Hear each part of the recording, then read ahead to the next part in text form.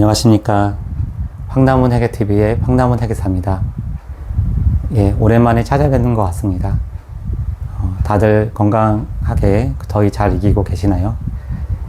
예, 그 더위도 이제 조금씩 꺾여가는 것 같습니다.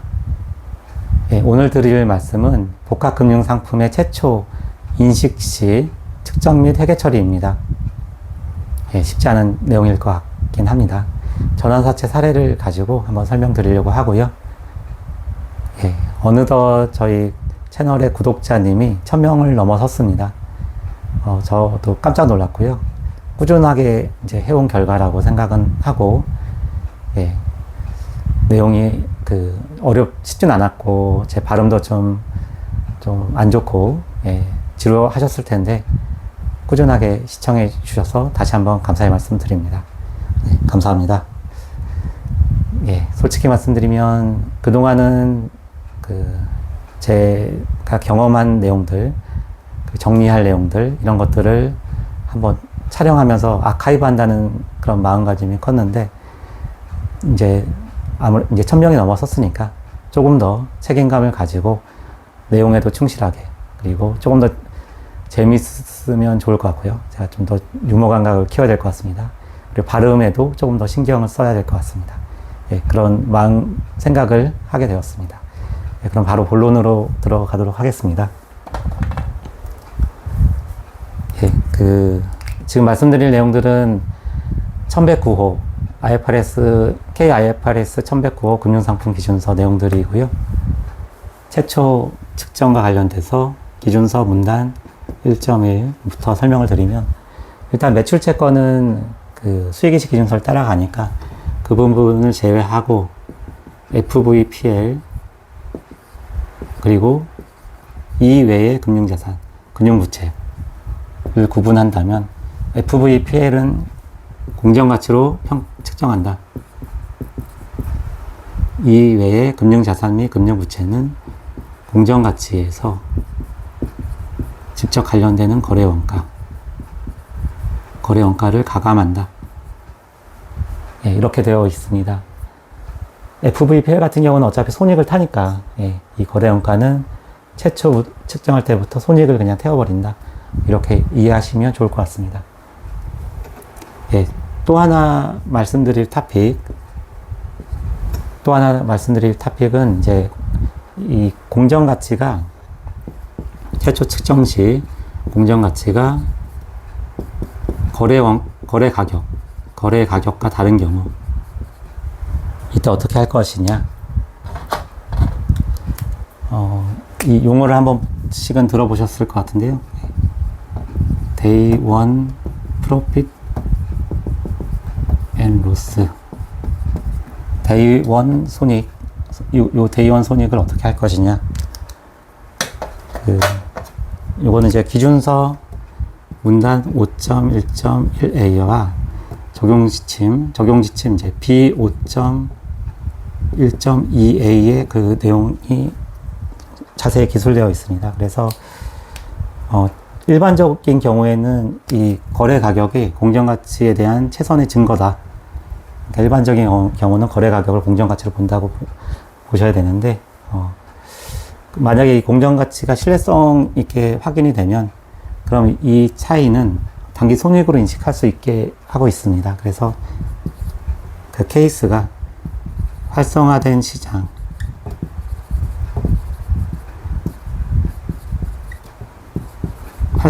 시장의 공시 가격이 이 공정가치를 입증할 수 있는 경우, 요 경우와 이건 이제 수준 1, 레벨 1 투입 변수로 확인되는 경우라고 보시면 될 것 같고, 두 번째는 이제 관측 가능한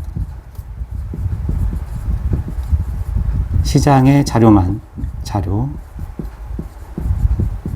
이 자료만으로 평가 기법에 기초한 공정가치이다.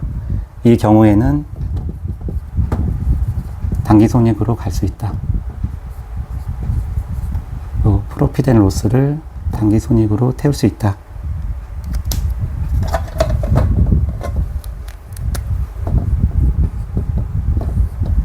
예.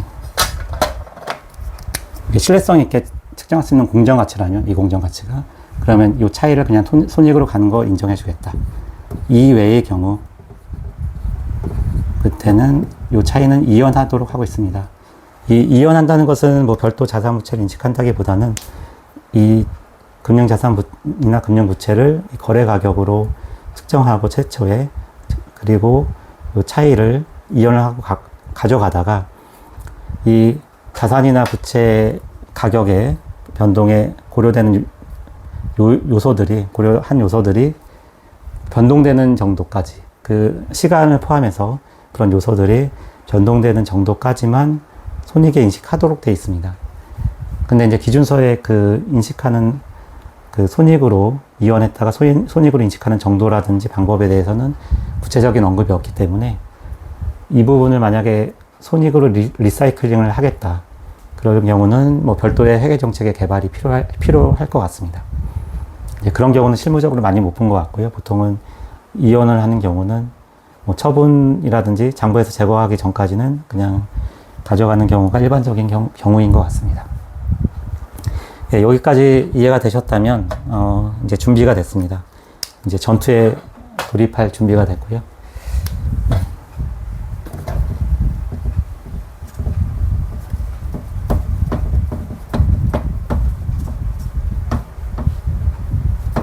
예, 어렵죠. 예. 금융상품기준서가 상당히 복잡한 것 같아요. 복잡하고 용어도 좀 어렵고요. 근데 그만큼 뭔가 잘 짜여져 있는 것 같긴 합니다. 기준서가 굉장히 논리적이고 서로 다 연관되어 있고 많은 고민의 흔적이 있습니다. 똑똑하신 분들이 만든 것 같고요. 물론 이제 탁상 공론 같은 느낌도 뭐 간혹 들기도 하는 것 같고요. 예. 이제 12 발행자 전환사채 발행자 입장에서의 회계 처리고요. 첫 번째 케이스로 이 전환권 대가, 요거를 자본으로 보는 경우를 설명드리도록 하겠습니다.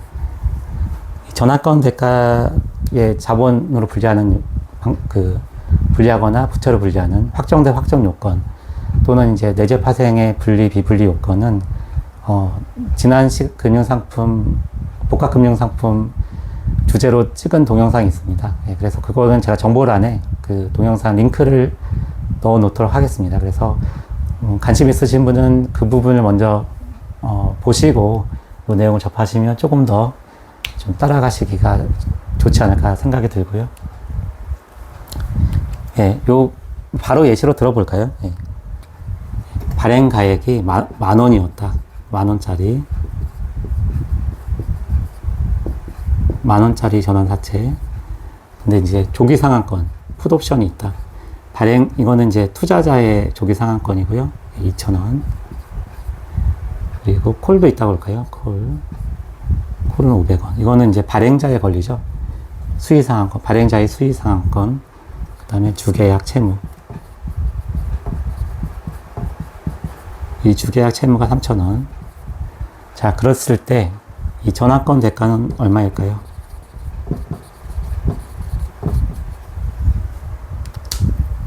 네, 힌트를 좀 남기면 이 발행 가액은 이게 캐시로 들어왔을 거고요. 자산이겠네요. 풋 같은 경우는 그 투자자의 권리니까 부채겠네요. 콜옵션은 발행자의 권리니까 자산. 주계약 채무는 부채. 전환권 대가는 자본으로 보기로 했습니다. 이렇게 됐을 때 이제 그 계산하실 수 있죠. 자산이 발행가액 콜 1,500원, 부채는 풋과 주계약 채무 5,000원. 그러면 1,500원에서 5,000원을 빼면 전환권 대가는 5,500원이 됩니다. 자본 요소니까, 자본이니까 전환권 대가가 자산 부채 요소를 먼저 측정하고 나머지를 전환권 대가로 보시면 됩니다. 예, 이거를 뭐 티계정으로도 한번 바로 그려보면 캐시 10,000원, 콜옵션 500원, 풋 2,000원, 주계약 채무 3,000원, 전환권 대가 5,500원. 그랬을 때 1,500원, 1,500원. 예.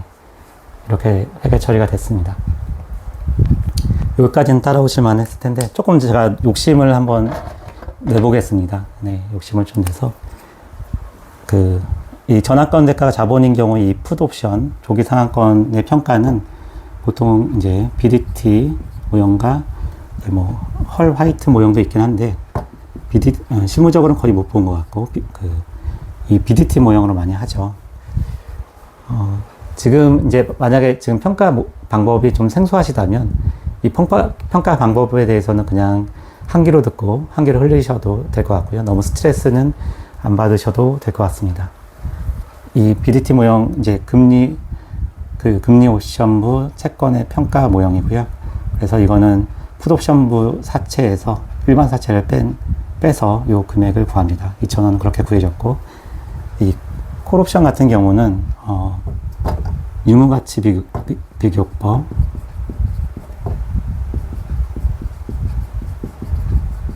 뭔가 가치가 있는 거랑 없는 거랑 비교해 보겠다 이런 거 같네요.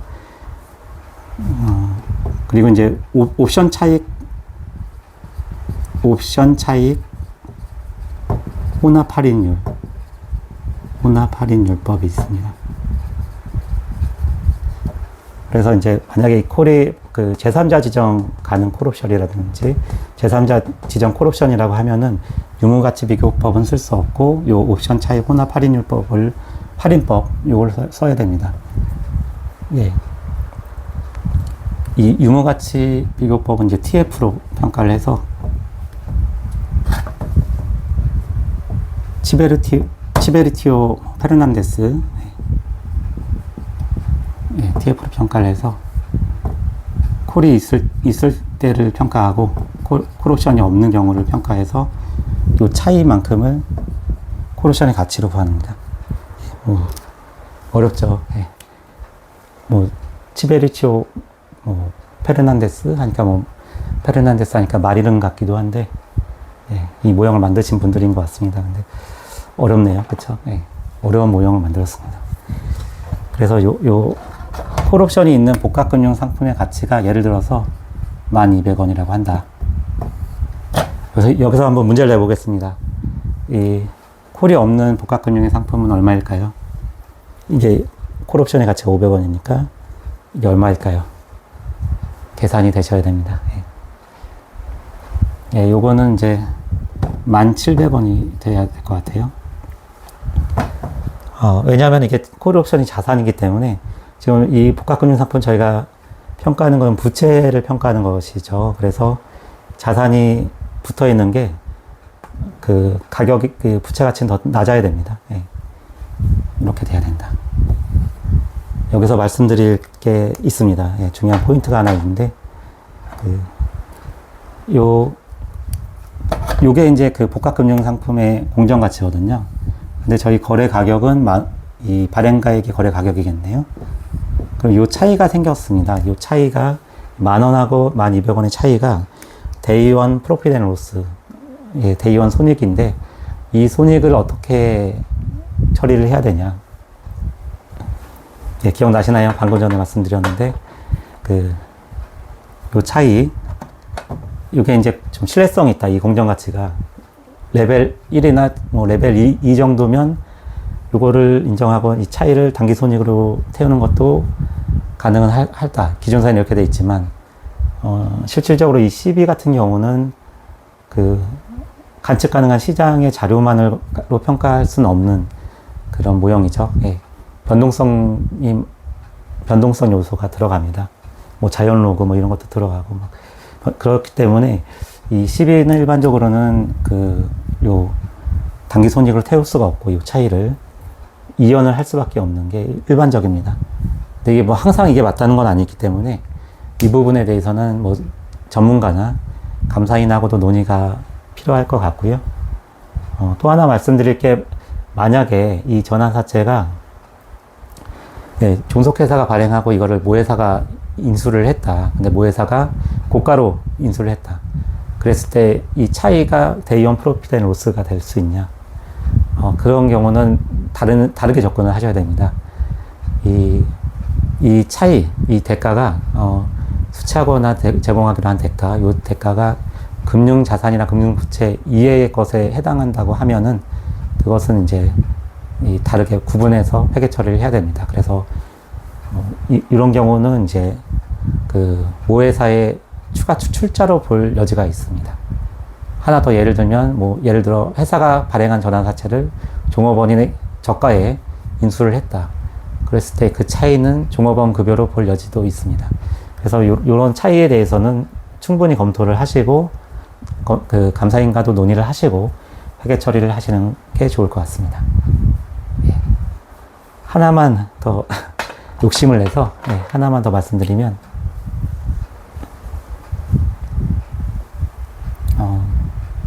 이건 진짜 그냥 한 귀로 듣고 한 귀로 흘려주십시오. 주계약 채무는 채권 평가 모형을 쓸 텐데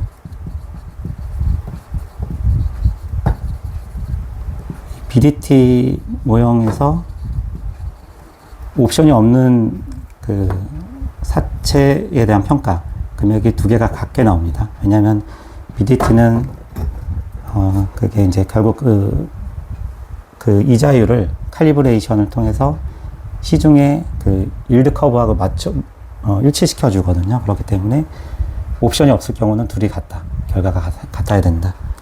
이건 참고로 그냥 흘러 들으시면 될 것 같고, 여기서 하나 더 욕심을 내서 케이스를 하나 더 넣겠습니다. 만약에 거래 원가가 500원이 발생을 했다. 그러면 이제 캐시가 9,500원이 될 것 같고요.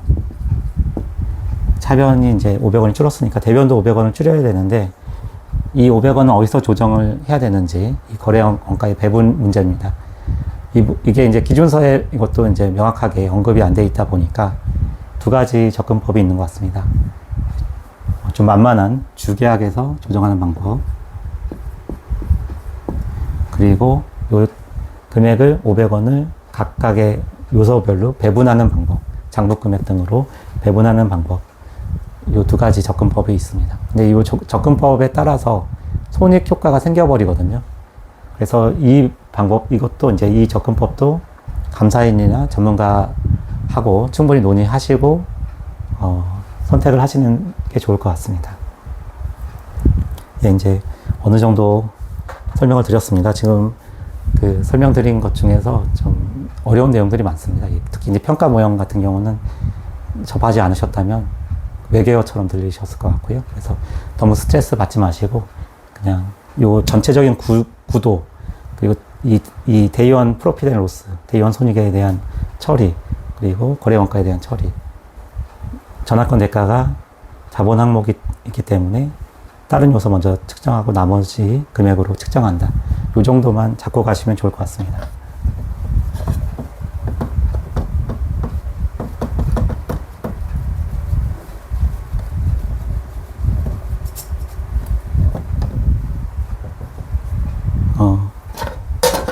그럼 이제 두 번째는 이 전환권 대가가 부채인 경우,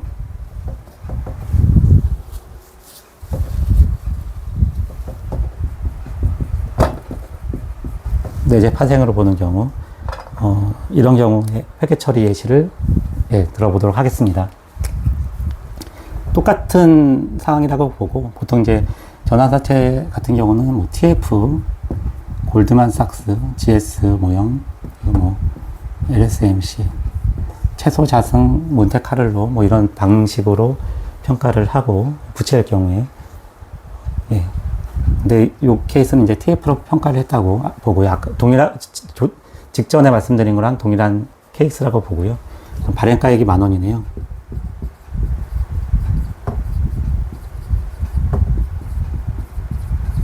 그리고 이제 풋하고 전환권 대가를 보통은 하나로 봅니다. 하나의 내재 파생으로 본다. 이 이유가 있습니다. 왜 이렇게 하냐면, 네. 그, 풋과 전환권 대가 둘 다 주가와 밀접한 관련이 있고요. 그리고 서로 상호 의존적입니다. 풋이 행사가 되면 전환권 대가가 행사될 수 없고, 전환권 대가가 행사가 되면 풋이 행사가 될 수 없습니다. 그러다 보니까 두 개는 보통은 일반적으로는 비불리한다. 그 다음에 아까 콜옵션도 있었죠. 그리고 주계약 채무가 있네요. 직전 상황하고 똑같은 상황이라고 보면 어떻게 배분을 해야 되냐, 이제 이 부분이 남습니다. 예, 기준서 B 4.3.3에 보면은 그 주계약 채무의 최초의 잔금 금액은 대제 파생 상품을 분리하고 남은 금액으로 한다고 되어 있습니다. 그래서 요건 이제 접근 방법이 조금 전하고 좀 달라요. 그래서 조금 전에는 전환권 대가를 나중에 구했는데 요 케이스에서는 주계약 채무 요 부분을 맨 마지막에 구한다. 이렇게 이해를 하시면 되고요. 콜은 500으로 구했고, 요 부분은 어떻게 구할 것이냐. 이게 조금 헷갈릴 수 있어서 한번 이 복합금융 상품의 공정가치가 어떻게 그 구성이 되는지를 설명드리면, 열악하네요. 다음에는 조금 더, 예, 시설 장치에 대한 투자를 해야 될 것 같습니다. 예. 이 복합금융 상품의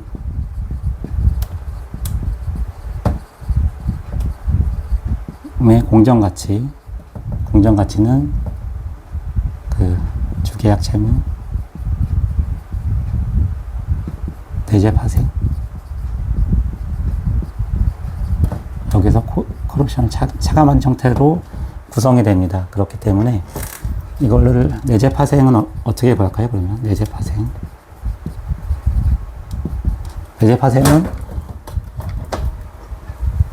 요 콜을 넘기고 주계약도 넘기면 되겠네요. 그러면 복합금융상품의 공정가치가 우리가 1,200원이었죠. 1,200원에서 주계약 3,000원을 빼고, 그 다음에 콜이 이번에 빼기로 됐는데 플러스가 되겠네요. 플러스 콜옵션 500원. 그러면 얼마죠? 예. 7,700원이 되겠네요. 예, 그래서 이 내재 파생의 가치는 7,700원이다. 근데 우리가 요 대이원 손익은 이연하기로 했죠. 이연하기로 했기 때문에 발행가액으로 봐야 되기 때문에 이 주계약 채무는 자산, 부채. 그래서 1,500원이 자산이고, 예, 1,500원 빼기 7,700은 2,800이 되겠네요. 이렇게 계산이 됩니다. 주계약 채무에서 조금 조정이 된다. 이 공정가치하고 거래가격의 차이가 주계약 채무에서 조정이 된다. 이렇게 보시면 될 것 같습니다. 요거를 T계정으로 빨리 그리면 캐시가 10,000원, 콜옵션이 500원,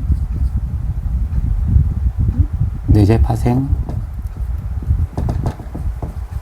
7,700원, 주계약 채무가 2,800원, 그러면 1,500원, 네, 그렇게 됩니다. 예, 어려운 내용이었습니다. 예. 예, 혹시 제가 좀 미스한 부분이 있을 수도 있어서, 예, 뭐, 특이사항이 있으면 댓글로 남겨주시면, 예, 고마울 것 같습니다. 예. 예, 어려운 주제였는데요. 예, 이게 부채로 봤을 때는 접근 방법이 다르네요. 그쵸? 자본으로 봤을 때는 먼저 부채 요소, 자산 요소 먼저 다 구하고, 나머지를 자본으로 봤는데, 여기서는 약간 주계약이 조금 이쪽을 좀 소홀히 한다. 기준서에서는. 여기에서 조정하도록 돼 있다.